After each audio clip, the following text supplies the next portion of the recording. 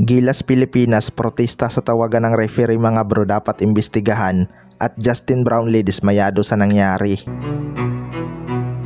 So isang nakakalungkot na debut game nga para sa ating national team na Gilas Pilipinas, mga bro, dahil back-to-back loss na nga sila sa Chinese Taipei.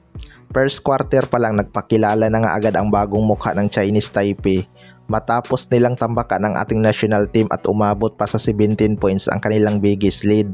Pero pagdating ng second quarter, mga bro, nag-init nga itong si Justin Brownlee kaya naibaba ng Gilas Pilipinas sa 4 points ang kanilang lamang. Kaso maalat talaga ang shooting ng Gilas kumpara sa Chinese Taipei kaya hindi nila nagawang makalamang. Dismayado din talaga si Justin Brownlee sa tawagan ng mga referee, mga bro, dahil sobrang nipis nga ng mga foul nila sa Gilas samantalang halos ayaw pumito ng referee sa Chinese Taipei. Kahit napaka-physical nilang maglaro, na-frustrate nga itong si Justin Brownlee kaya inubos niya na lang ang kanyang foul. First time nga ma-foul trouble ni Justin Brownlee sa international game, mga bro.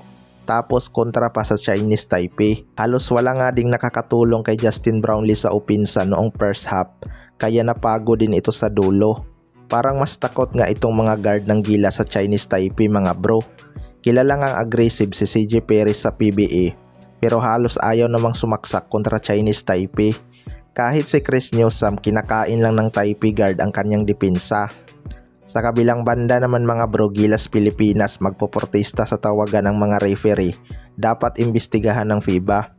Maraming ang hindi sumang-ayon sa mga call ng referee, mga bro.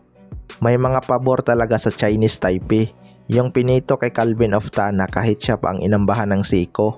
Tapos yung kay Chris Newsome na foul sana ng Chinese Taipei. Kaya may mga fans nga ang may gusto na magprotesta ang Gilas Pilipinas sa FIBA at ipasuspended ang mga referee kapag napatunayan na may mga wrong call. Well, para sa akin, mga bro, ayaw ko naman maging bias sa laban na to. Kita naman natin paano sila tinalo ng Chinese Taipei. Tayo nga ang liyamado sa line-up pero sa lakas ng loob ay sila. Yung kanilang mga player hindi nga takot tumira at hindi mo talaga makikita na panay pasa sila. Pinagkakatiwalaan nga nila ang talentang bawat isa. Yung kanilang point guard na number 9, hindi nga kayang pigilan ng mga gwardya ng Gilas. Kahit sa hustle, mga bro, talong-talo talaga ang Gilas Pilipinas.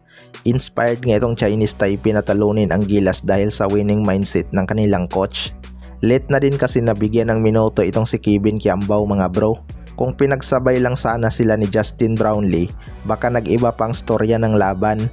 Saka na lang kasi ito pinasok noong na-foul trouble na si Justin Brownlee. Siya pa ang nag-second leading scorer ng Gilas Pilipinas. Si Junmar Fajardo hindi rin kasi umimpak sa laban na to, mga bro. Hindi siguro to 100% healthy kaya hirap gumalaw. Kaya abangan na lang natin kung makaka-bounce back ba sila. Kayo, mga bro, ano masasabi nyo tungkol dito?